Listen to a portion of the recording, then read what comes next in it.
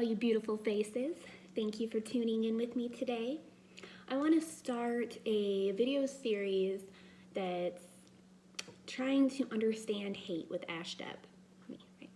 So today I want to try to understand the hate towards the transgender community, transgender people, trans people, however you want to refer to this. It's transgender, trans people. That's, I guess, the basic term I think that most of us can understand what I'm referring to. So trying to understand why people hate. Trying to understand why people hate in general, to me, is something fascinating. I have a hard time hating anything or anyone. Like, it is so, maybe just the way, how powerful to me hate is so powerful. And it really is. That term gets used loosely, just like I love and hate. Obviously, a lot of words can be thrown around and they're not quite, we're using them to that extent, but the hate crimes on from anti-trans groups or people that they've even spiked within the last few months, that's hate. When you are committing violent criminal acts against other people, like when within our society you have groups that are hating other groups to the extent that they are being violent and committing criminal acts towards these people, even when it results in murder, that is a huge problem. We've seen this before with race, now we're seeing it with transgender. And it's something that I think people need three things. We need to understand, we need knowledge, and we need acceptance. The more knowledge we have, the more knowledge we gain, the more people will understand that there's nothing that to be feared. There's no fear there. There's nothing to be afraid of with these people. There's no reason to attack them. There's no reason to be violent or angry or have any hate towards them. I think some people will develop this hate out of, obviously because it's just so against something they support, like a strong core moral belief or a religious belief that they are so strongly bonded to, especially if you think of someone who is older. You know, they're more seasoned in life. They're more devoted to one idea and one belief. They're so devoted to this idea, this belief that things need to be this way, and they've accepted and lived so much of their life by that idea. It's very hard for them to accept something so contrasting. Do you understand? I think it's just hard for them to understand and accept it. And that can create fear. So if you are having a really hard time accepting something, but it's still happening, and you can't control that it's happening, especially if it's very connected to your own personal life, a family member or someone, a friend that you're close to, or it's just something that because of where you live demographically, it's something that blew up in your area and you can't avoid it.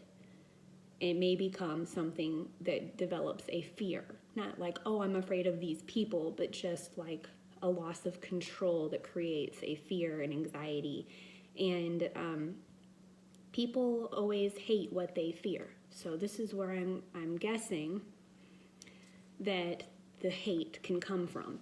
So now you have created this fear in a group of people's minds because there's this group of people expressing something so contrasting to, such an opposite end of the spectrum from them that they cannot understand it. And it's so unknown to them because they don't understand it. There's so much unknown. And what they do know and believe shows it to be so bad and awful that they have to be away from it. That's why I call it a fear, because the response and reaction is almost like fight or flight. People are attacking or they're avoiding. It's like a fear response. People hate what they fear. People hate what they fear. That does develop strong emotion. Fear is a strong emotion, which can tie to hate. Like I said, hate and love are so strong that this is how I'm understanding how people can come to have such strong emotion as hate and create these violent acts right towards this other group of people. So if we hate people hate what we fear, and we fear what we don't know. So I think that really sums it up to me, that people don't understand what they have learned through their life or what they do believe in is most likely very against it, and it's evil or it's negative things, that they've believed. It's such a negative thing, it's so wrong, it's against nature, or all of these lists of things that according to their values and beliefs, this is so taboo, this is what? And to people be so openly doing it, it's almost like a challenge to them as well, like a challenge to their own beliefs. So people will feel they have to like puff up like a fish. They have to really stand up for their beliefs, even stronger now.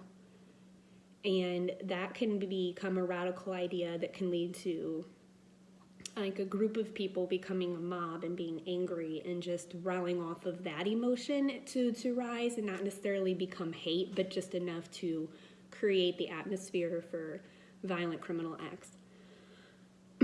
So people hate what they fear, and they fear the unknown. I don't know if that's a quote, but this is like from the end of my notes. That was my main, I guess, idea that I took from my little bits of what I put into this was people hate what they fear, and they fear the unknown. So that is to me why people hate transgender would be they hate what they fear and they fear the unknown. So they just don't understand it. Because they don't understand it, they're afraid of it. Because they're afraid of it, they hate it. I think it's as simple as I could break it down and understand. The hate crimes are just incredibly sad. Some of the things that I had come across and read about happening. But this, like I said, is not, is not new. Historically, it's not new. It's a different group of people, but this has happened with other groups of people, other races, other immigrants. I'm so sorry. This has happened, though. This history repeats itself. I'm not surprised by this happening. This is human behavior. It's nothing less than human behavior. And actually, surprisingly, while I was searching for transgender information to talk about, it's really hard to find negative things. So either just Google and the internet and different search engines and things are either doing a really good job at keeping that stuff like hidden. I didn't dig. Like if I would have dug, I would have found some things. I know that. But just doing a general search, I even typed in like, why do I hate trans people and anti-trans groups, anti-trans speech. Like I was trying to come up with different keywords that might trigger the search to show me any sort of article someone may have wrote that was against trans. Like I'm trying to, it's hard for me, I can't come up with all the ideas because I'm not against it. So I was trying to find something someone against it had wrote to see what their views were, and I had a hard time doing that. So I really didn't find, and I don't have much information here for people who are against transgender, what they really feel. I could have looked further into transphobia as well, but I didn't want my video to become too long. And I really just, like I said, wanted to look at the perspective of the people who hate on this group and possibly why. And what we could do as a whole, like as a group, as an entirety, what could we do to move forward? I know that there's lots of laws being placed, and there's been a lot of push for movement ever since gay union was pushed, with gay marriage and gay union, however it's labeled. I believe that was a legal thing, and I don't think there was anything wrong with that. That was something that legally needed to be done. And that's all said and over with, so that's irrelevant to this video. But not in the sense that it got it started. So I think that's kind of what got the ball rolling in terms of like LGBTQ like culture or group, or I think it just got the ball rolling for like a movement, an equality movement in terms of sexual identification. And it's so silly, like, that is even a thing. How is that a thing? Because to me, and so to step aside, this is my opinion, someone's sexual preferences in terms of everything in their life, not just who they sleep with, but how they feel, things they like, how they express themselves, is not my business. It does not affect me in any way. I don't understand why people get like so riled up and so angry at people for wanting to look like someone else when this is everywhere in our country. How does Kylie Jenner make so much money selling Kylie lip kits? Because people want to look like Kylie Jenner. They want to be like Kylie Jenner. I'm going to buy this lip kit so that I can be like Kylie, okay? So much things are bought, so many things are watched, so many influences are everywhere. And people can make their own decision. You could be born with a very small chest and decide you want to enlarge it. You could be born with a very large chest, decide you want to reduce it. You could not have much of a derriere and want to get a Brazilian butt lift. I mean, or any sort of physical enhancements. We color our hair, we add fake lashes. I don't color my hair and I don't have fake lashes, but I do have on plenty of makeup right now. I'm personally a little afraid of surgical alterations of the body, but it is something that people have been doing back to ancient historical times. The rings on the neck that push down the collarbone shoulders to elongate the neck, that was huge, right? We've seen photos of those women that have added rings and rings and rings to this collar, and then they can't even remove it, but they've so drastically altered their bodies. The skulls that we've found where people have bound the skulls, people would bind the feet. Even before we had the advancements, like the medical advancements to be able to surgically alter, we have been altering our human form for as far back as I've researched in history or learned. So for someone to decide they want different genitalia, I believe it falls in a very similar line. It's not my body. My body's nobody body but mine. Or however that goes. I don't know if you remember that song as a child, but you do what you want to your body. You want to tattoo your whole body, you want to pierce it all, you want to add things, subdermal implants, you want to add any sort of, anything you want to do. It's your body to do that with. It scares me to all be goodness, because especially such a private, sensitive area, that is a huge risk. So if someone's willing to take that huge risk, that is their decision. They're taking all of that risk on their own, in their pain, you know what I mean? That is something that person is doing. They're going to suffer and go through a hard time just to make this. So they obviously very much want that in their lives. I don't know that it's like necessary, but I don't know. I don't have that knowledge. I am not a transgender person. I do think that it's harder for males that want to not portray, because now that I could be attacked for that, saying, well, this is who I am. Yes, you are who you are. We each individually are exactly who we are. We all have balance on a scale of male to female. There's very few people who are very much 100% male or 100% female. We all flow on a gender spectrum between feminine and masculine personality traits or behaviors or style, things that we connect with, things we like. There's so many things that can be considered, this type of stuff is masculine, this thing is more feminine, and there's a balance of masculine, feminine everywhere. I don't want to get rid of a masculine, feminine idea. It's a balance. I just don't believe that your genitalia has to correlate with that. I am a very much female, but at the same time that I like to look pretty and doll up, I also like to just wear tracksuits or even men's sweatpants and hoodies, because I'm a little taller. They can fit better and it can be more comfortable. I'm not doing it to look like a boy, but I've had several outfits in my life, even as a teen, that were boys' clothes, and I would feel so good in them sometimes. I loved it. Like, just the fit, the feel, the look of it, the fashion of it. It's fashion, it's clothes. I think that anyone can wear clothes from any department. I mean, if you're a fashionista or anyone in terms of clothing, you could go into like a Walmart. Yeah, it's not like they have great clothes, but you can find cute things, and you can look through, like I could look through boys, girls, men's, and ladies, and hit up the all of it, and you can find pieces everywhere to create a look. So it's just because it's in a section of the store does not mean you can't buy it or you can't shop there, quite obviously. So if you're a man and you want to wear women's clothing, I do believe it would be a harder challenge because women's clothing is small. I'm a woman and I have a hard time shopping for clothes. So if you're taking on that challenge, like, and for the ones that work it, like, girl, can you style me? Because if you can find clothes that fit you that good, you need to help a girl out. Now, obviously, there's men that are built smaller, even smaller than me. I know that.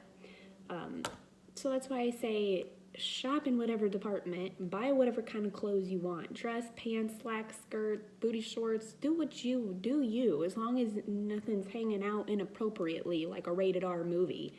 So I ain't got to cover my kid's eyes. Like, I really don't care what someone is wearing. That's, like I say, now I'm going too far off into my opinion, and I'm like, because people get judging on people so hard, and I don't get it.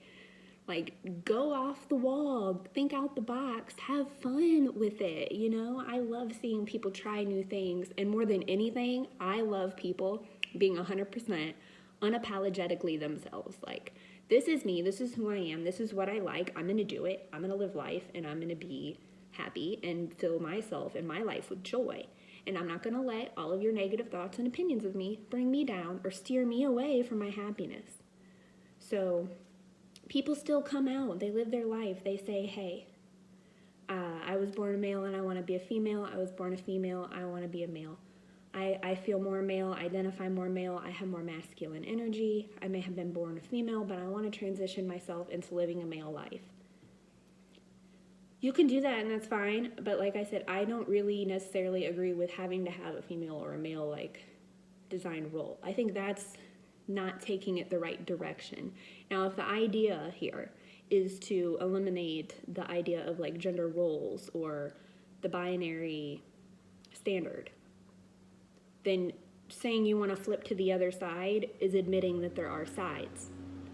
So for me, I can't agree with that statement because it'd be like against what I believe, which is that we should just do what we want to do and do what makes us happy and throw the labels out the window because I don't like all that stuff. And it's about the person to me. It is about the person. It is not about whether they're male or female. You are born a sex. I don't think that that should change. Like, so if this is where people would be upset or disagree with me, you are born a male. You are a male for the rest of your life until you die. If you're born a female, you are a female for the rest of life until you die. It's part of your DNA. So unless you're going in and completely changing and rewriting your DNA, it's different. Just because it starts off from in utero when you have sperm and egg meet and you're either XX and XX or XX and XY. So that's the very first basic foundation to starting building the DNA and the complete structure of yourself. So you can't completely go back and rewrite that from the beginning. That is impossible. So you are born whatever male or female you are born with. What I say could be changed, or the best effort towards change, in my opinion, is to just not say this is for male and this is for female, and just people just decide whatever their thing is. Socially, we're always going to relate things to the masculine and the feminine. Even spiritually, things are masculine and feminine. Things are masculine and feminine within all of us. One side of my face is more masculine and one side is more feminine. Like, it is literally everywhere and in everyone. It's just a scale of who's more what or the other. I don't believe that it has to be with gender. I don't understand, for me, the gender correlation being of such importance. So if anyone watches this and can let me know why the gender is so important. because it's just a label. Like, you're fighting for a certain label is all. Like, and it still isn't going to change the fact that whatever gender you were born, it still won't change that. That was written, like I said, in the foundation from conception. So you can't go back and rewrite how you developed in the womb. You can't go back and change what chromosomes were there during conception and how your DNA was written. Your DNA was written also to create you who you are. So if you want to have any sort of alteration surgeries on yourself, that is by all means do you and do what you want to do. You know, if people want to fight to like not have gender on like a identification card, I know that that's something they could do. I think that that's risky.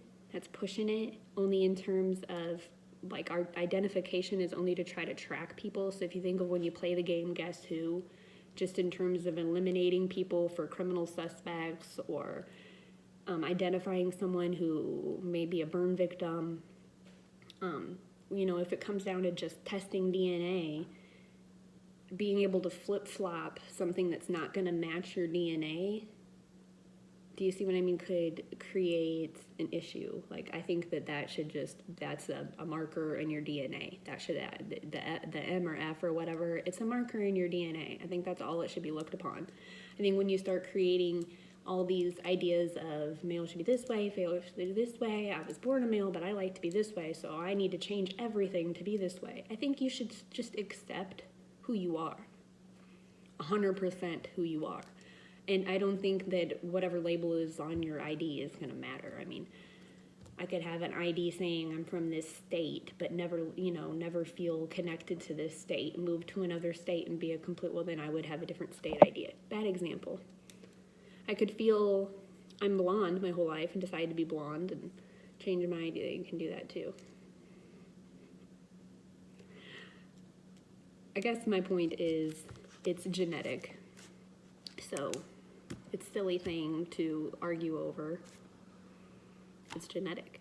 There's plants that are built that way. There's a lot of other animals that are built that way. Our reproduction is set up in a certain way because of it. It's like, whatever. You know, if you want to change and alter that, do you, and I don't care. I'll support people to do whatever brings them joy. But, I don't know, that's like me saying I don't identify very much with a lot of Caucasian people. Should I say I'm no longer Caucasian? Like, but then, you know, and I could even, you know, people can lighten their skin, they could darken their skin, or they could claim to be another race and even go as far as to change paperwork to do so, but then their genetics don't necessarily match that. So do you know what I mean? Like, are you fighting for the paperwork? Are you fighting for, like, what is it fighting for? Because I think that the only thing that's important is the equal treatment of people. I think that if people didn't view things so with labels and things like that, then it wouldn't be such an issue. Now, in terms of people like walking into a store dressed as a man who's really a female and being like misunderstood for what gender you are and identify as and making scenes, I think that's like silly. You're causing drama and like making a scene. Like, I'm sorry that it upset you, but people are going to say things to people that upset them regardless of who you are. Overweight people have comments said to them about being overweight. Very thin people have comments about being very thin, very tall, very short. Anything that is a little outside of the norm, people will say things. There are those people who will call out something that is outside of the norm, call attention to it or something. Maybe they're jealous. I have no idea why, but there are people that do that, so that's gonna happen. Just accept it as, hey, look, I'm out here doing me, even with people like that. Even though there's people like that that want to push my buttons, this elevator ain't going up. I'm gonna stay right here on chill floor. You ain't gonna push my buttons and get me to go up and act a fool. I'm gonna keep myself presentable, and I'm gonna represent me and everything I represent in a calm, collective way that is going to make much more of an impact. Do you see what I mean? So don't fly off the handle about things when people upset you. That's what's causing these people are getting upset by transgender people flying off the handle and then creating all this and hurting people. It's never a good situation to just like go off, whichever spectrum you are. Don't just go off at the handle. Special treatment is not the answer. That's where I was going for that. Just like if you're in school and a teacher brought in candy and gave like 2 of the kids that were different for whatever reason, say like these 2 children were the only 2 children wearing a white shirt that day. Oh, you guys wore a white shirt. That's my favorite color shirt. I love the white shirts. The white shirt kids get an extra piece of candy. Okay, what's that going to do? Make other kids want to come to school wearing a white shirt, so you're going to make other people want to be in that group for that special treatment, and then the people who just, I hate wearing, like, white shirt, that's not me. I don't own white shirts. I don't want to go and, like, they don't want to go and be like the, you know, they're fine with how they are, and people shouldn't have to change to get that special treatment. But if you start giving special treatment to a certain group of people, allowing them to do things, change things or alter things, like an ID, you know, gender ID, then people want to push for let me change my race. Okay, let me do something else and something other kind of paperwork. I don't have a bunch of examples here, but I'm just trying to have you, I guess, sort of understand where people are coming from. So, special treatment would not be the answer, no. If you create too many laws like you can't address people in a certain way, or you have to create a special bathroom, or you have to allow certain things. No, nobody has to do anything. Every business owner has the right to run their business the way they want to, and they risk losing business by doing so. If you want to run a business and exclude people from coming to your business, I believe you have the right to do that. It's your business. You're going to lose money. Your business is probably going to fail. That's your karma. I think if you want to run your business and accept and love everyone, your business is much more likely to grow and become successful because you're welcoming everyone.